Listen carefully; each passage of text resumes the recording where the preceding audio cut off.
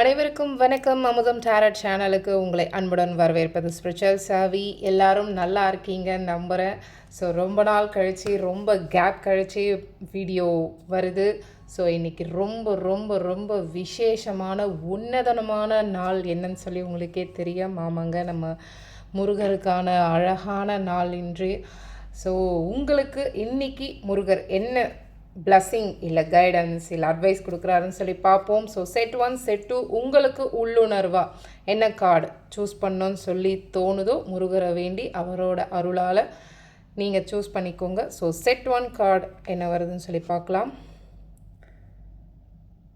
பிறருக்கு செய்யும் நன்மையோ தீமையோ இரண்டும் நமக்கு நாமே செய்து கொண்டவை, அதன் பலன் நம்மை வந்து சேரும் அப்படின்னு சொல்லியிருக்காரு.